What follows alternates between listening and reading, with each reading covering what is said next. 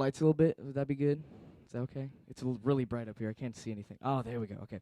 So, as he said, I'm Connor Weatherby, and a little bit about myself. I'm in 8th grade, and I go to Atascadero Junior High School.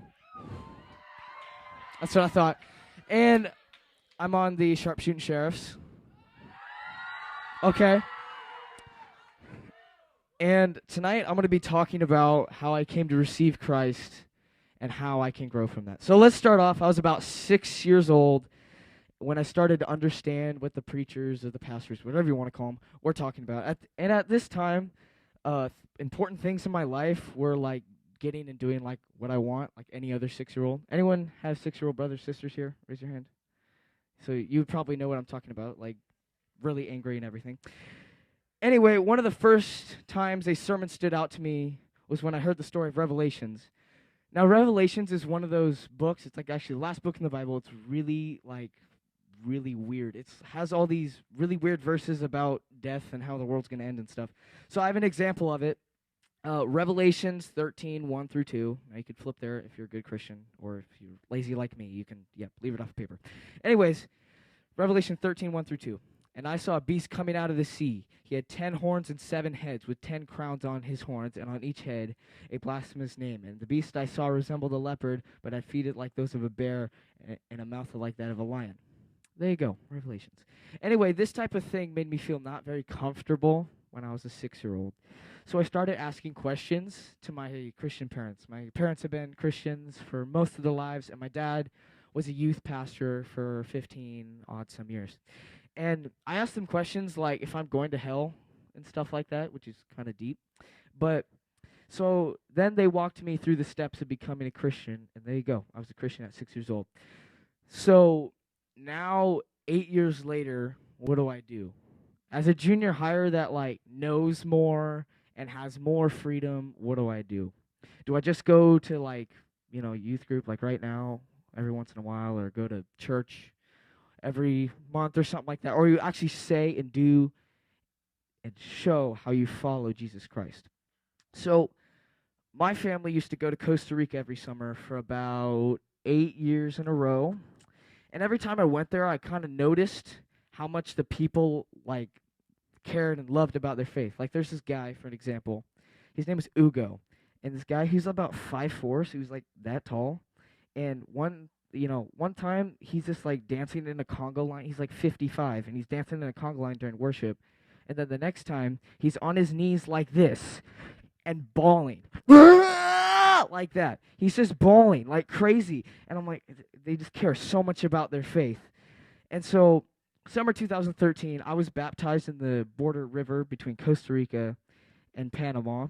And I proclaimed to everyone, my family, my friends, and the world that I was a follower of Jesus Christ.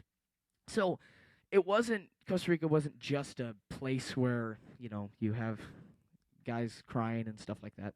We had a lot of fun there. Like, I got to feed like wild monkeys. Like, I put a banana on my head and they crawl on my head and stuff. And then my sister Dana, who just won Kajabi, there you go. That's what I thought. Okay, and then, anyways, she got stung in the eye by a bee, and her eye went like this. And she got stung in the leg by a jellyfish in the exact same day.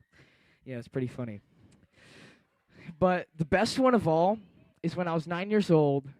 My parents decided to give me a machete, which, if you don't know what a machete is, it's about a knife about this long. And as a 9-year-old, anyone have siblings around that age, 9 years old? So imagine your little brother or sister with a knife like that long running around your house. So what we do in Costa Rica is we, put on a camp kind of like Hume Lake, like we play Kajabi and stuff like that. And we had to clear out this rec field, with machetes and stuff. And so me and a few other high school students, I know, great idea, me and other high school students, we went over, and we started clearing out the field and everything. And, I was having time of my life, and the grass was about, up to my waist or whatever. And I was chopping away, and I've learned never to put my left foot in front of me. So what I did is I went like this, and I got my machete, bah! Like that, and I hit my knee. And then I sat on the ground, and I just, noticed for a second. I was like, and the blood was just spewing out of my knee. Just spewing out. And what it was like is, anyone here seen Lord of the Rings? nerds. Anyways, you know, like the ring race things that like screech like that. I sounded like that, but it lasted like 10 seconds. And this guy he grabbed me and he like ran me up this hill. And then luckily we had a nurse, which didn't really do much since I was really deep. She just like covered it up. And then we said, okay, we need to get a hospital. So we went to go to this hospital. And we were like, where's the hospital? Okay, we'll take a bus there. And this sketchy old bus comes down the road. And we get on the bus. It's like a 60-person bus, but there's like 100 people in it. It's insane. And we go in, and the guy's like, where do you want to go? I was like, dude, this kid is dying. Where do you think he wants to go? He's like, okay, I'll take you to the clinic. Okay, whatever. So we go to the clinic, and we walk in, and we're like, okay, where's the doctor? There's no doctor here. Wait. And then oh, never mind. And there's a little doctor, like typing on his thing. And then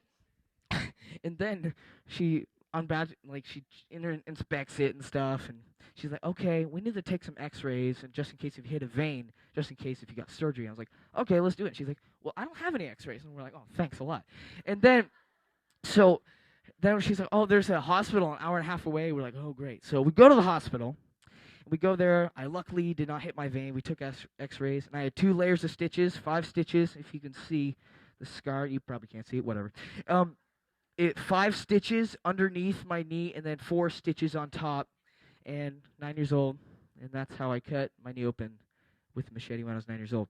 So, anyway, back to the good part. We today need to say, I'm following Jesus or not. There's no middle ground. And a good verse for this I found is Joshua 24:15. Okay, Joshua 24:15. But if serving the Lord seems undesirable to you, then choose yourselves this day whom you will serve, whether the gods of your forefathers served beyond the river or the gods of the Amorites in those land you are living. But as for me and my household, we will serve the Lord.